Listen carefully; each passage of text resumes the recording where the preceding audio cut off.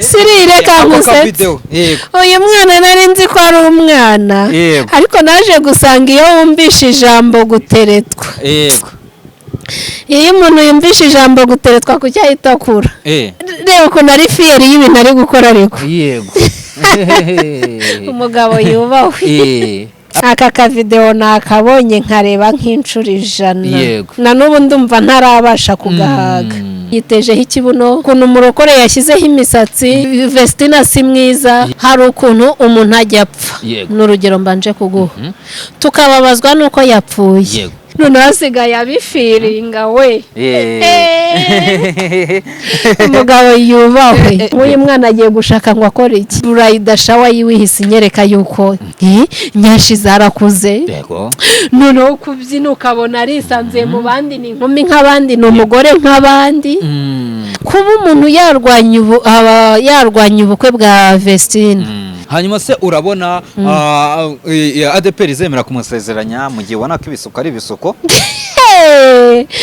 n'ubundi urabona Vestina akiri fiyeri ya ADPR ugasanga umuntu ateze igitambaro amaze ukwezi ataroga mu mutwe ngo nibwo burokore Vestina ADPR yamusezeranya itamusezeranya azarongorwa umuntu ukigendera ku idini akavuga ngo ndi umwa-ADPR yirinda atagwa umuntu yahakirizwa umuntu yanahagwa nkubaza Vestina ari kuzasezerana muri Grace Room umuntu asezeranira hashaka Vestina mwari mugiye kumenya Vestina wa nyawe nyuma y'ishuri uriya muri kubona rero ni Vestina wa nyawe cyo nabonaga hari aho yageze nkabona ngo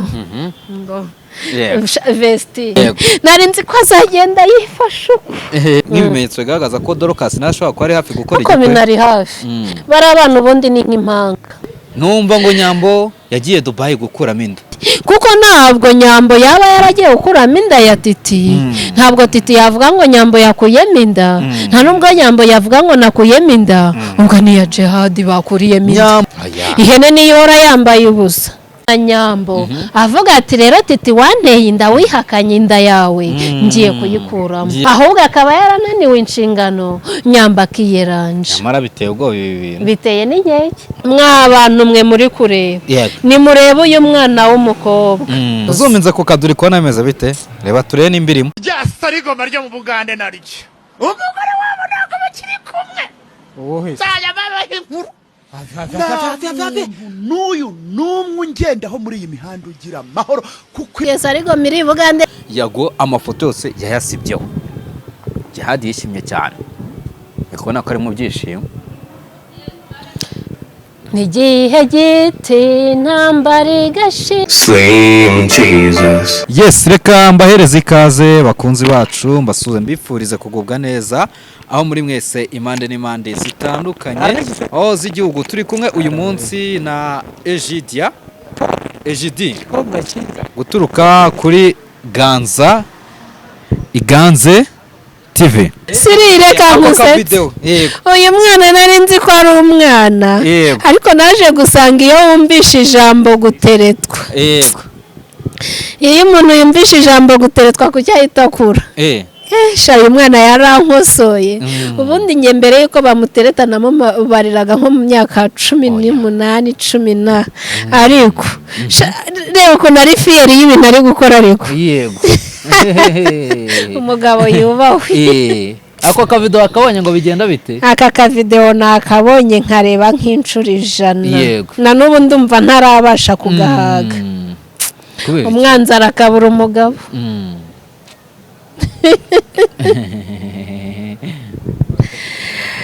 yewe umwanzi arakabura umugabo aka kantu nakabonye iyi groupe ndayikunda cyane aba bana Imana izajya ubaha umugisha nge nsigaye nkunda kuvuga ngo umwana wanzwe ni ukura uyu mwana byatangiye bamurwanya bitangira bavuga yitejeho ikibuno bitangira bavuga ukuntu umurokore yashyizeho imisatsi bitangira bavuga ukuntu Vestina si mwiza none nsigaye mbona nta n'umukobwa mwiza kumuruta kubera iki shayo wubashye Imana nayo irakubahisha ngewe ikintu nabashije kubona hari ukuntu umuntu ajya apfa Yego. n'urugero mbanje kuguha tukababazwa nuko yapfuye Yego.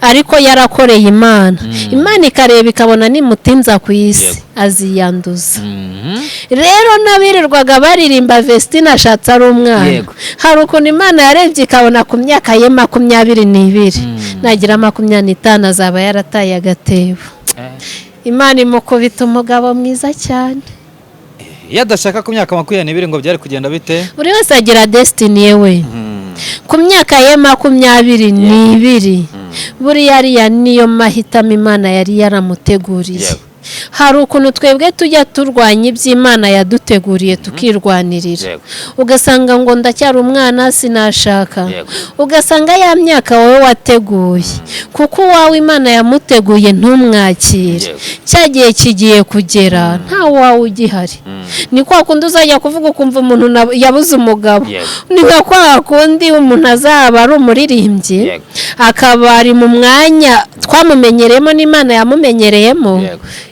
akabivamo Imana ikazi kamubura ikaba bivuyemo rero n'undi mwana yakoresheje itaranto Imana yamuhaye yego nashaka zabyare kobwa naho ngo ni namwe zaraberewe none hasigaye abifiringa we umugabo yubahwe wabonye ukuntu yahindutse Vestina nje numiwe ubundi naribazaga nk'uyu mwana agiye gushaka ngo akore iki cyangwa nibaza ubundi uyu mwana Bride shawa yiwihise inyereka yuko arabikwiye nyashi zarakuze yego noneho kubyina ukabona arisanzuye mu bandi ni inkumi nk'abandi ni umugore nk'abandi abantu batarabona umugabo Imana ibamera umugabo babifiringe baramurwanyije cyane ariko njya nkunda kuvuga ako kantu naraye nkavuze Imana imbabarire ngaruye ikiganiro cy'umuvandimwe Ezekiyeli ndimo ndavuga ngo izi Ezekiyeli yakubashye izi Ezekiyeli akibuka Imana ibwira umuhanuzi Ezekiyeli ngo reba mu kibaya urebe amagufwa yumye urebe niba ayo magufwa wayegeranya ukayashyiraho umubiri umuntu Imana ikabasha kuyahumekeramo akongera akabaho niyo mpamvu rero nongeye kukubwira ngo kuba umuntu yarwanya ubukwe bwa Vestina Vestina ntabwo byahindura icyo Imana yamuvuzeho kandi niba Imana yaravuze ngo Vestina azashaka umunyamahanga niyo wowe wabirwanya ntabwo bizavamo umunyarwanda kandi niba Imana yaravuze ngo azashaka ku myaka 22 niyo wowe wabihagarika wajya kumva yamuteye inda bakabana hanyuma se urabona ADPR izemera kumusezeranya mu gihe ubona ko ibisuko ari ibisuko none se abantu bose bubatse kubera basezeranyijwe na ADPR n'iz'ubundi urabona Vestina akiri fiyeri ya ADPR ako kantu nagiye kubona hari aka prank ejo wagiye kubona ubona ndakoze kari aga prank ikintu cyatumye nkakora ni iki hari umuntu nashatse kwigisha hari bishop umwe uherutse gukora ikiganiro kuri Bishop Gafaranga arangije aravuga ngo ibintu Gafaranga arimo gucamo ngo ni igihano Imana imuhaye ngo kubera yakoze ibiganiro yiyitirira kuba Bishop Gafaranga kuba umuntu yakora ikintu yigisha abantu ntabwo abavuze ko akibaye kandi nta n'ahantu handitse ngo umuntu usenga n'umuntu ufite natirere cyangwa n'umuntu wambara ijipo igera ku birenge buri wese afite uko yahamagawe umuntu yahamagarwa yambara birebire umuntu akaba yanahamagarwa yambaye ipantaro akabwiriza benshi bakazagera i Kanani kandi uwambaye ijipo ahubwo akagusha benshi n'abari ku musaraba bakavayo icyo kintu umuntu ejo yanditse komenti yandika komenti abwira Korodina ngo uwo mugore wagusengeye ngo nizo nzara ngo urabona atagushyizemo amadayimoni hubwo Imana imubabarire wa muntu wewe wabivuze cyangwa umuntu ugitekereza kuri abo bantu Imana ni kubabarira. baravuze ngo wasengera umuntu ufite inzara ngo wamushyiramo amadayimoni. Inzara nizo zifite dayimoni cyangwa ahubwo wowe urimo kureba ni wowe ufite dayimoni mu mutwe wawe. Inzara n'agakiza ntaho bihuriye. yego Imana iyo ngezaho mita nkumbura pasiteri zigira inshuti. Yaravuze ngo dukizwa twambara birebire. Ngo sinzi akantu yahise arenzaho dukizwa twambaye birebire zaza tugakizwa. Yego n'ipantaro zaza tugakizwa. Yego n'inzara twazishyiraho tugakizwa, n'imisatsi tukayishyiraho tugakizwa. Inzara zigucumuje gute ahubwo ko ufite abadayimoni benshi? Ubundi se ninde wababwiye ko kuba umurokore ari ugucupira? ni ikibazo. Icyo kintu uracyemera? Ugasanga umuntu ateze igitambaro amaze ukwezi ataroga mu mutwe ngo nibwo burokore? Ninde wababwiye ko gufura umutwe wawe ukajya muri salo bakawufuramo, bakakuramburira umusatsi wawe ukaba mwiza ukaba muremure, ariko kugira abadayimoni? Oya, ntabwo ariko kugira abadayimoni. Vestina ADEPR yamusezeranye itamusezeranya, azarongorwa, namara kurongorwa azabyara abakobwa na hungu, ndetse n'Imana urugo rwe izaruha umugisha. Umwana wanzwe niwe ujya ukura, bazabimbaze. Ndi umugabo wo kubihamya. ariko urugo rushingiye kuri ADEPR ruba ari urugo rukomeye atashye. Ni ukuvuga ko divorce ziri kuba inyuma ya ADEPR, nta mwa ADEPR wagize divorce. Shange nta muntu wo mu ADEPR nzi wagize divorce. Biriseriye. Yego. Umuntu aherutse kumbwira ngo nta bashi bajya bakora divorce. Ndabantu b'icyangugu bazi ubwenge ngo ntibajya bakora divorce, abivuga ahagararanye n'umushikazi uri kurira. Ndambwira ceceka, nta gasozi katabaho ibibazo. Yego. None rero icyo kintu uri kumbwira, ADEPR zifite divorce nyinshi cyane, ahubwo zihita zigira mu macaci. Ahubwo ikintu nabashije kubona cyo, shamana ADEPR iri gucumuzanya. Umuntu ukigendera ku idini akavuga ngo ndi umwa ADEPR yirinda atagwa, kuko twabonye yuko muri buri torero hazava umugeni, kandi twabonye yuko muri buri torero hageze ikizira. Umuntu yahakirizwa, umuntu yanahagwa. Naho ikintu cyo kuvuga ngo Vestina ngo ntabwo ADEPR ngo izamusezeranya. Ubundi se ikintu kimbabaje nuko naho bari bamwiyakiriye bahafunze muri Grace Room. Niho bari bamugize? Ntuzi ko bamwakiriye n'urukundo rwinshi bakamushyira ku ntebe y'imbere. Vestina? Yego. Ariko ubundi ninde muntu mwubaze Vestina yo kuzasezerana muri Grace Room? Umuntu asezeranira hashaka kandi umutima we wishimiye. None se ubu kuba nafata umusatsi wanjye nkawogosha nkajya muri ADEPR numva ntabishaka ngo nuko ADEPR bishaka, byamarira iki? Akintu byakumarira. Buri muntu mwitorero abo we horingwe no turirimba abo wejejwe muri. Yego. Hanyuma se urabona Vestina nta kintu kinini yahombye kuba ntacyo. Muri kano kanya ntekereza ko yari kwisukisha, yamaje gukora uko byibuze, yamaje kuba yasezeranwa. Ubundi buriya reka nkubwire, Vestina arakijijwe, wenda twanamumenya afite natirere, ariko mujye mumenya ko Vestina mwamumenya akiri umunyeshuri ataragira amahitamo. Akoze ko buriya umunyeshuri nta mahitamo aba afite. Mbese yari gusuka ibisuka akabijyana ku ishuri biremewe? Ubundi ubu Vestina mwari mugiye kumenya Vestina wa nyawe nyuma y'ishuri, kandi nyuma y'ishuri nibwo yahise aba umugore. Ni nabwo muhise mutangira kuvuga ngo arapaganye kubera yisukishije. Byibura mwigeze mumubona mbere ngo muvuge ngo amaze nk'imyaka 2 hanze arangije kwiga, muvuge ngo Vestina ni umwa ADEPR utajya usukisha? Vestina kondisiyo yari arimo zari iz'ishuri. Uriya muri kubona rero ni Vestina wa nyawe, kandi nta nka yaciye amabere. Ariko ashatse hakiri kare. Yaramaze. Hari umuntu atwariye umugabo?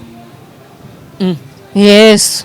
yari gutegereza kandi ubu reka nkubwire hari akantu mperutse kwibonera ngo umuntu arabyibuha ngo cyabyibushye yananuka ngo kananutse namwe yarashatse atashatse kare yagira imyaka 25 mwari gutangira ngo aragumiwe Vesiti kude shapo n'Imana yaguhaye umugabo niyubahwe kuko yimye abantu icyo kuvuga ubu yarabacecekesheje ubu murimo kurwana no kuvuga ngo ashyizeho imisatsi ako mwari gutangira arangije ishuri yabuze akazi mugatangira ndisi babana babayeho nabi dore babana ntibiri kugenda uko Imana ihisi bakosora do ibagize uko ibahisi imuha umugabo imuha umugabo ufite ikofi uzamuha icyo yifuza cyose mbega ibafunze umunwa sundi nagashya kuba yakisukisha we none se ubundi hari uwo yayasabye akawe nawe sha nta muntu yayasabye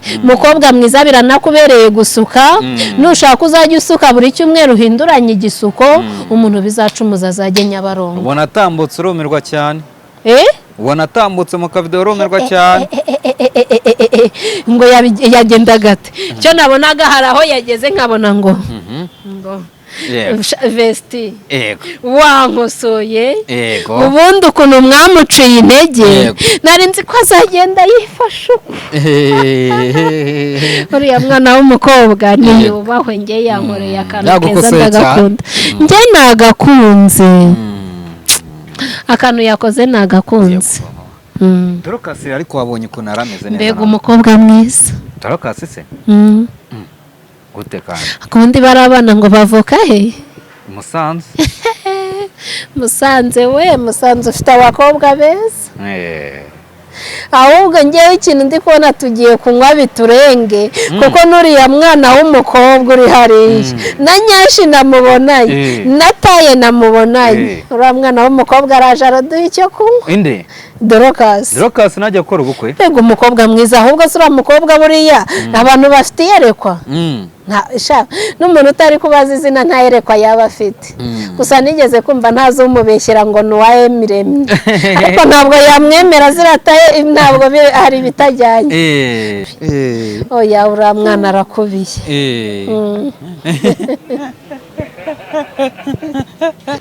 uriya mwana arakubiye nayo mama nimisa nibaza ni ubu uko byagenda kose nimba hari igikwe uyu munsi habaye igikwe cya Vestina akaba ari kwitegura ubukwe ubu ngubu si hari amakuru ashobora kuba avuga wenda cyangwa hari nk'ibimenyetso bigaragaza ko Dorokasi nashobora kuba ari hafi gukora igikwe uko binari hafi bari abana ubundi ni nk'impanga kandi bari abana bose ni beza kandi urebye ukuntu bose bari fiyeri y'ibintu barimo we Imana ibubakire Dorokasi aba ari muto cyane yise akora ubukwe ariko se abaye muto gute ubundi umuntu wese wemerewe gushyingirwa na leta mumwise muto mushingiye kuki buryo Dorokasi ashobora gukora ubukwe abantu bakabutaha none se wowe urinde wo guhagarika ubukwe leta yashingiye hako we mwagiye mugabanya ishyari basi saro wari ufitemo gahunda yo gutereta tumenye ko bamugutwaye nje nawe pe ngumva ukomeye rero niba yaranarimo ndo mupagane sinjya nereta badepe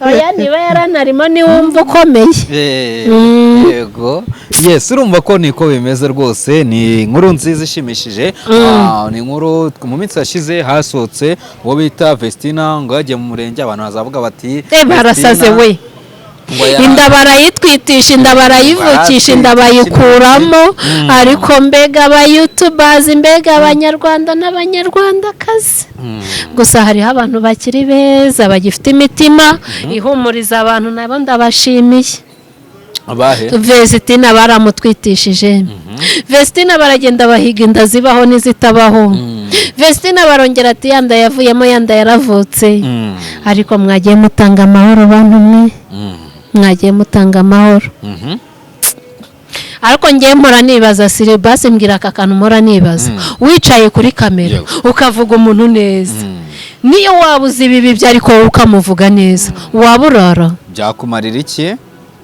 yaba yakwishyuye ngo uzumuvuge neza none se hari uba yakwishyuye ngo umuvuge nabi ntabwo aba yakwishyuye none se kwica ahazaza h'umuntu muba mwumva bimaze iki hakuzi kwicara se gutwita si umugisha we gutwita ni umugisha muratwisaba kwica ahazaza yes n'ubu bivuze wabuhisha wapi ikintu n'igihe cyacyo. uwavuga ngo aratwita abakwica ahazaza waba unyiciye ahazaza ahubwo waguterera n'uwaba ukwica ahazaza. hoya uremera ko hari uwari kuntereta akantera inda akaba andemeye ahazaza, wowe kubera washatse kunyicira ahazaza ukandeba ukavuga ngo ndatwite, ugatuma wa undi wari kundemera ahazaza agenda?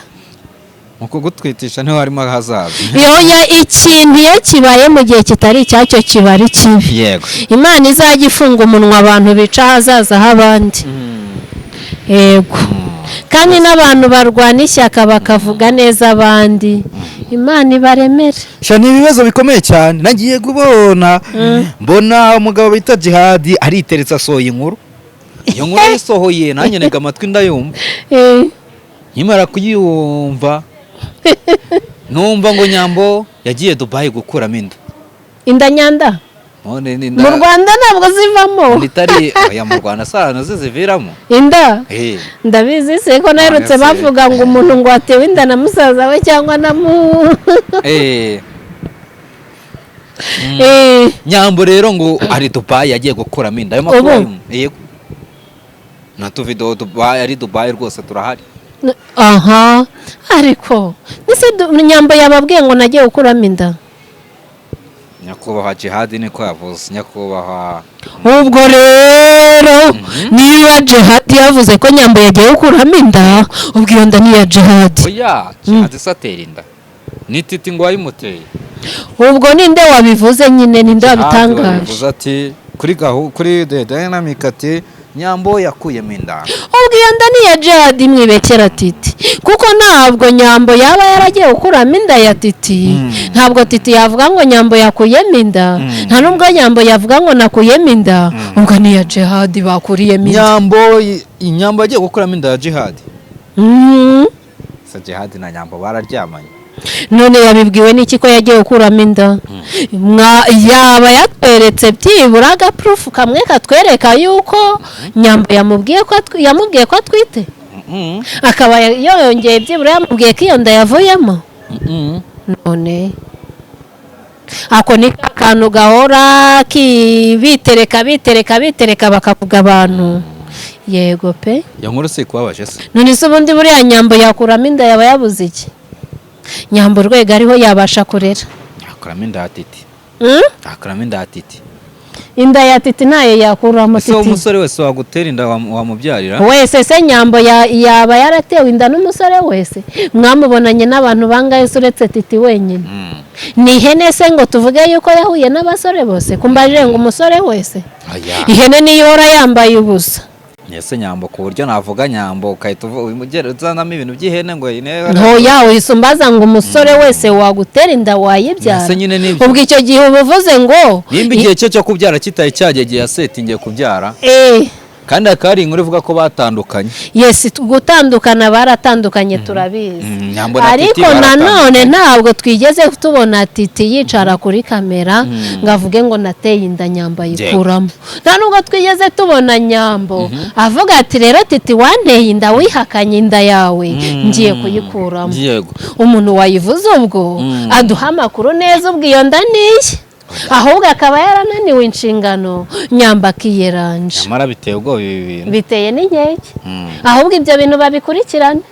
yego pe bamufatira hafi atarayikura.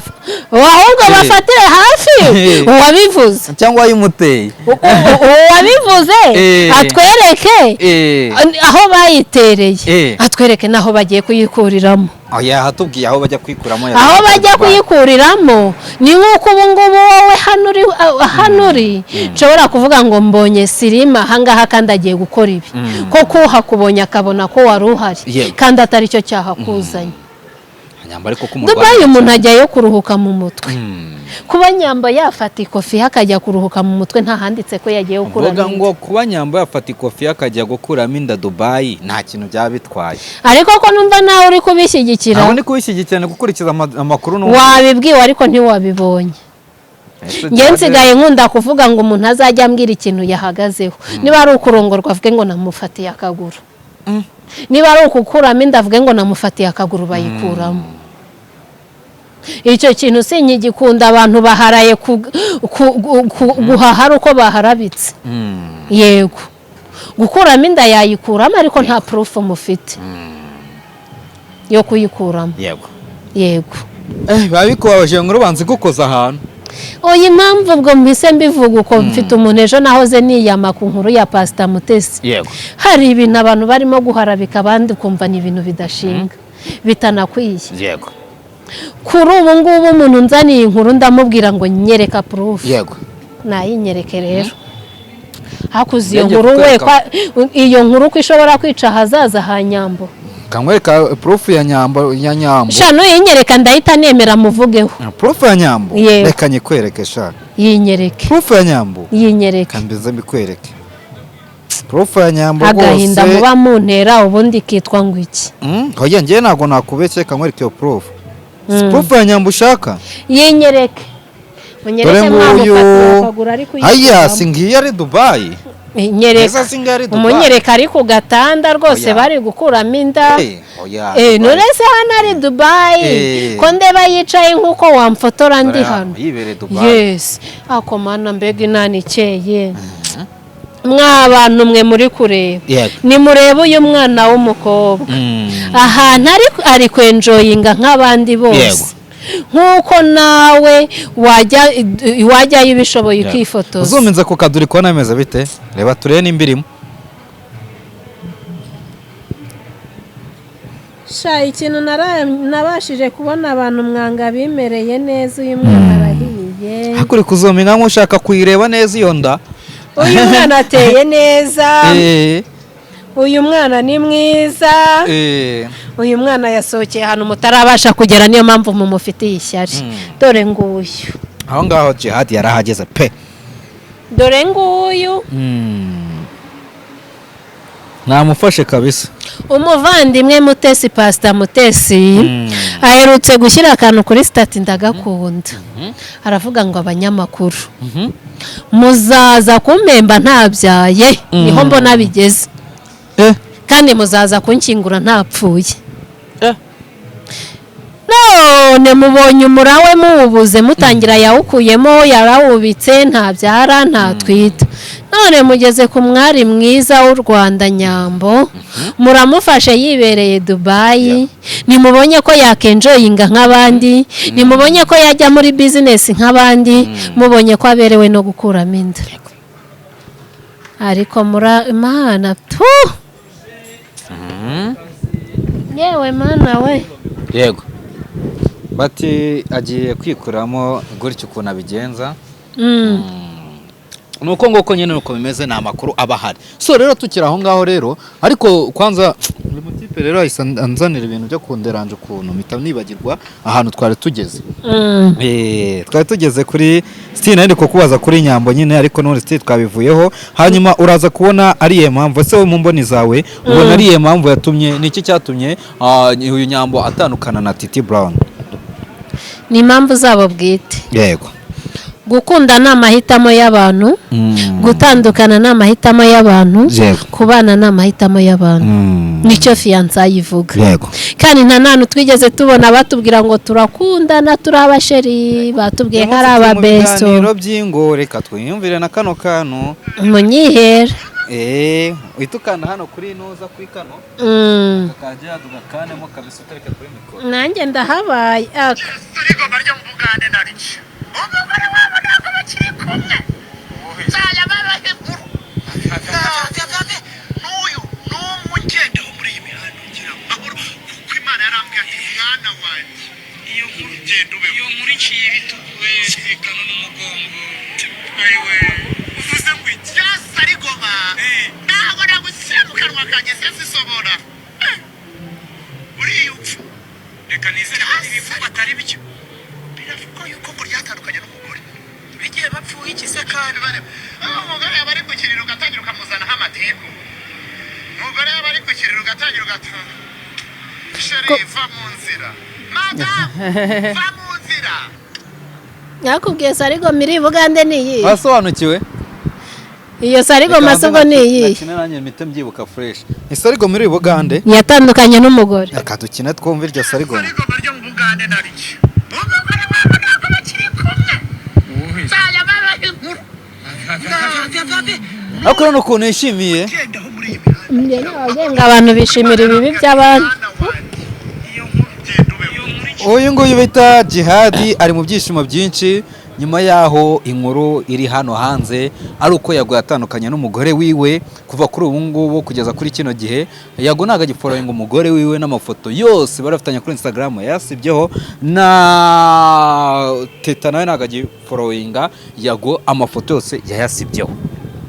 Jihadi yishimye cyane kubona ko ari mu byishimo. N'igihe giti intambara igashira, n'igihe gito umuraba ugacyahwa, noneho nkatandukana n'ibyago, nibwo nzaba mbumbatiwe mu maboko ye. Imana izampijwe mbashe kuririmba ndirimbira abantu bafite ibyago. Yego Rero impamvu ndirimbye iyi ndirimbo, yego baragowe yego abantu bazana ibisitaza ku bandi. yego Ntawe uzabuza igisitaza kuza, ariko umuntu uzana igisitaza yego bizamukoraho. Kandi nta n'uzabuza ibyago kuza, Yego. ariko umuntu wishimira ibyago by'abandi azabigenza atewe n'ibimugeraho. aho bazabyishimira ibye. Erega hano turi ku isi ntihasakaye. Aha turi ku isi buri wese yanyagirwa. Aha turi ku isi wavuga umuntu ugacuruza, Yego. ariko ejo nawe tuzagucururizaho. Ubuse ntabo murabasha kubona abacururije ku bandi bakaba aribo bagezweho. nka Yago yasohoye video ya Jihadi yambaye ubusa, Yego. ariko Jihadi nawe ati byasa rigoma ngo umugore bamaje gutandukana. Ariko hari ahantu ngera nkakunda Jihadi ukuntu yabazibishije. Aragira ati ngewe nkorera online. Yego Ubundi naje gusanga buri wese ashatse yakibera fiyeri y'ibintu bye akazibisha abantu bose, kuko na Yago yari yazanye Jihadi. Iyo Jihadi ataba strong ngahita amubwira ko nge nkorera online, ariko Jihadi nawe ntabwo yarakwiye kwishimira ibyago biri kuba kuri Yago, kuko buri wese ibyago byamugeraho, buri wese yanyagirwa, buri wese yarira. Uyu munsi ushobora kuba uri kurira ejo ukishima, cyangwa wowe wasekaga wishimira ibyago biri kuba ku bandi ejo ukaba uri kurira. iyo nkuru yakiriye gute kumva ko Yago yatandukanye n'umugore wiwe?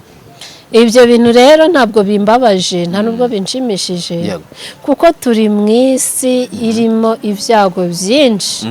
Abakimara kubyana umwana ataruzuza n'umwaka, Use ntabatandukanye, ingenzi n'abatandukanye umwana ataruzuza n'amezi 3. Ntese wawe Yago hari amezi 3 yarijuje? Yego mana, nzi n'uwo bataye ku kiriri. Yesuwe. Ibyo rero ni ibintu kuri ubu nsigaye mbwira umuntu ngo nuseka umuntu ngo yasenye.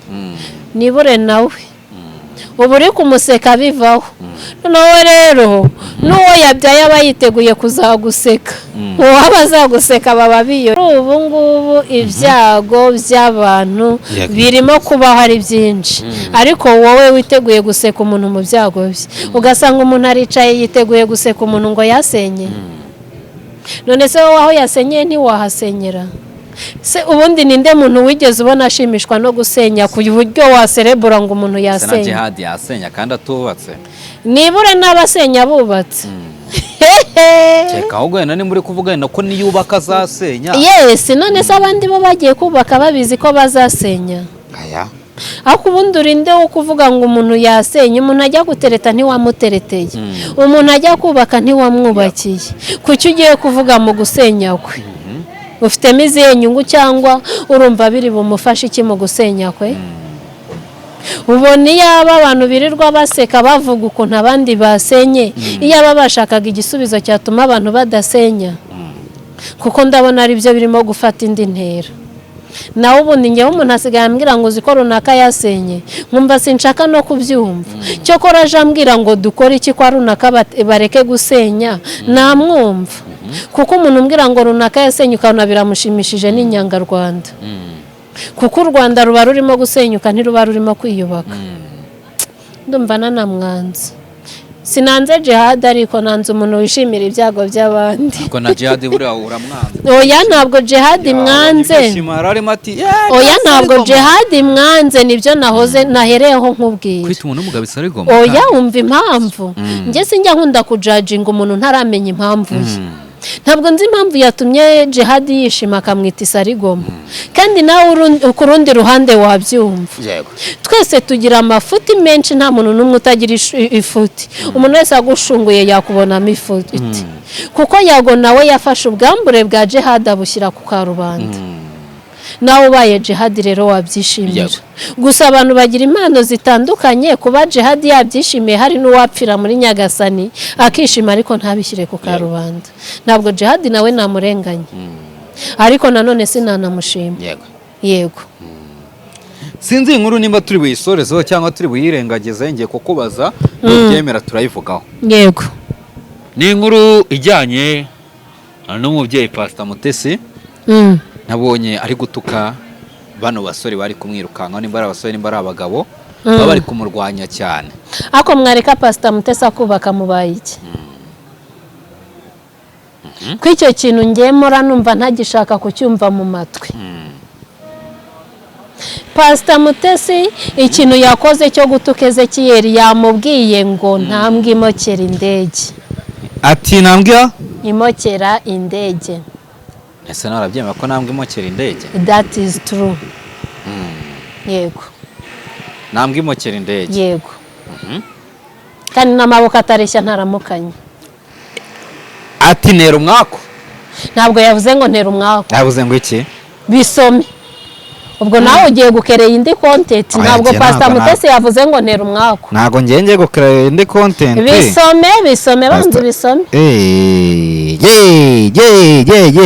birakomeye cyane bigeze ku bintu bivuga umuntu ndababara bisome birakomeye cyane hano hantu birakomeye reka turebe uko se uyu mugabo n'uyu mutipe ubundi bari gupfa iki ni kuvuga Ezekiyeli n'uyu mudamu bari gupfa iki nako n'uyu mugabo erega reka nkubwire igihe cyose iyo umuntu atera imbere ntaburi bimwirukaho ese Pastor Mutesi kuki ari kurwana n'abapasiteri mbona abo bapasiteri nabo babanye mu butayu abarengaho n'ingo ngo Pasiteri Paul yego rese ubu pasiteri narazwe erega reka nkubwire ikintu kizakubwira ko urimo gutera imbere uzabona abakurwanya benshi nine ikibazo kuki arwana n'abantu reka nkubaze ikibazo nekeza ko uyu Pastor Mutesi ntabwo ari umuntu wo kujya gusubiza comments za bano ba pasiteri mbona ese uremera ko hari igihe ibintu bikurenga n'ibintu yamusubije ntabwo ari bibi Pastor Mutesi ubonye ikiganiro mu kanya kera soya ntabwo ndakireba ariko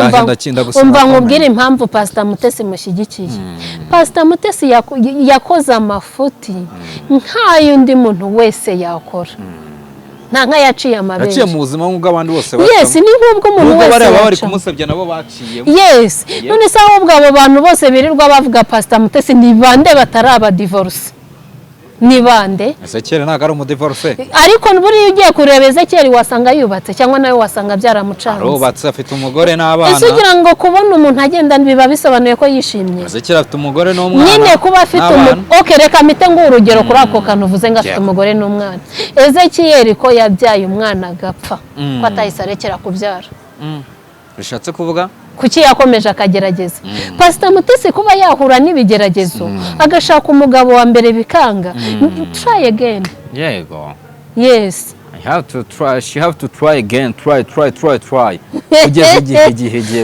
yareka nkubwire ntabwo amahirwe nushaka kubaka nk'uko mama wawe yubatse uzamara amazu hari igihe mama wawe yahiriwe yubaka rimwe ibyo ni ibye hari igihe nawe wagize amahirwe urashaka wubaka rimwe ibyo ni ibyawe muri kino gihe bitagoye kubaka rimwe biri hese ikintu kimbabaza birirwa bamuseka bakamubwiye sorry bose nabo nizo nzira barimo kujyamo bamwe bazivuyemo abandi bazigiyemo abandi bazikomejemo Ezekiyeli ashobora kujya mu rundi rugo rutari ruriya rumwe se erega nakubwiye ngo n'umuririmbyi yaravuze ngo tukiri mu isi dufashe igihe mu ntambara ariko utazigera uvuga ko Ezekiyeli ashobora gutandukana n'umugore bari kumwe akoze muki se abandi barimo kuzivamo ntabwo babwiwe sheri nk'abandi bose ntibashatse se bakajya mu kwa buki nk'abandi bose none se ugira ngo Ezekiyeli ko abyaye rimwe Pastor Mutesi ntiyasenye abyaye kabiri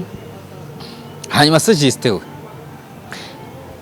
we wambabariye ko ntagishaka kuvuga ku bantu kanse nko yukwibariza kuri Justin wirirwa wambaye ibitenge bya Mutesi Justin wirirwa wambaye ibitenge bya Mutesi nta kosa arimo ni kontenti arimo gukereya kariya ni akazi nk'uko nawe wateye ariko urebye ntabwo ari makosa cyane nka Ezekiyeli nta makosa buriya ngewe umuntu uzicaraho we nushaka uzambare n'iki se we nushaka uzambare n'isuti yawe wicare kuri kamera ariko nawe aserereza Justin uri gushaka kuvugira nawe aserereza nde ajya avuga nawe genda urebe ibiganiro byose Justin yakoze erega njya nkunda kubabwira ngo ntimukarebere umuntu muhahisehe Justin nawe ashobora kuba yaratangiye aserereza Mutesi aho nahahisehe kuko ibiganiro byose ndi kubona arimo aragenda yivuguruza ibyo yavuze avuganira Mutesi hanyuma se urabona Claude amaherezo azagenda gute amaherezo ya Pastor Claude se niwe n'Imana ye bahazi ngewe Jidia ntabwo nahamenya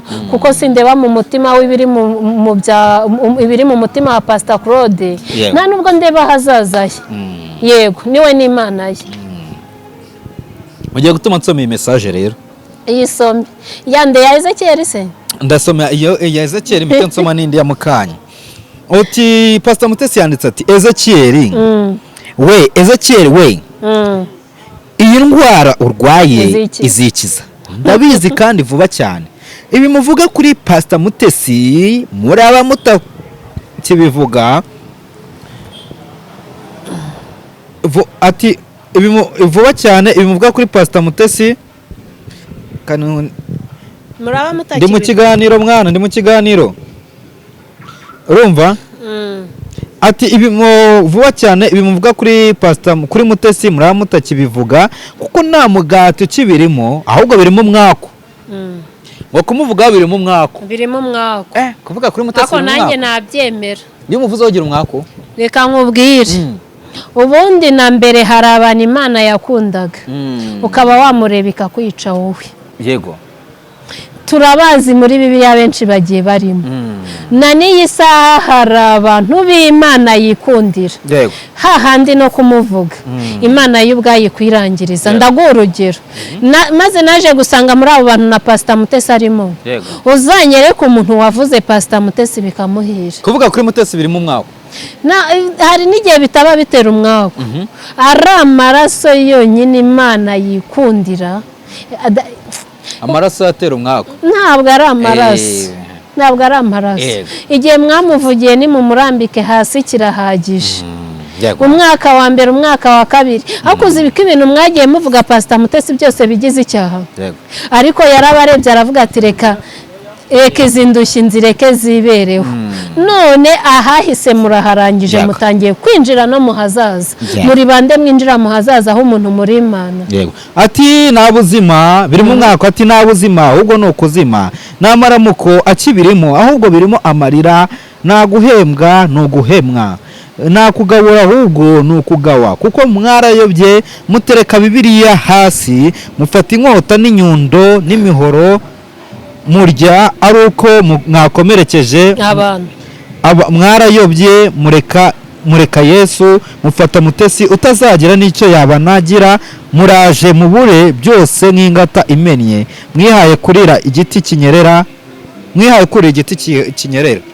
amen amen none kuko hano bacuranze akaziki mbare igitabo usomye yewe nkupira nge batanera nta kibazo nta kintu uri bugire hano ko bacuranze akaziki reka dusoreze kuri message yindi ije ni message nanone Pastor Mutesi yanditse ngo we Pastor Paul yabanze nkupira urumva atuwe Pastor Paul uri umutindi mubi uri umugome ufite daimoni y'ishyari uri mubi uhanura ko urugo rwacu ruzasenyuka muri uyu mwaka kuko ari byo wifuza wirirwa unsebya ngo nashatse abagabo babiri Uganda buriya uretse ubutindi buvanze no kwibasira umuntu no kumubuza amahwemo no gukwirakwiza ibihuhango nategeraga Uganda koko usibye urwango umfitiye byinshi tugenda tubagezaho ko bwije nuko bukeye reka tubashimire ibiganiro byacu nakagaruka mbifurize kugubwa neza aho muri mwese impande zitandukanye z'igihugu.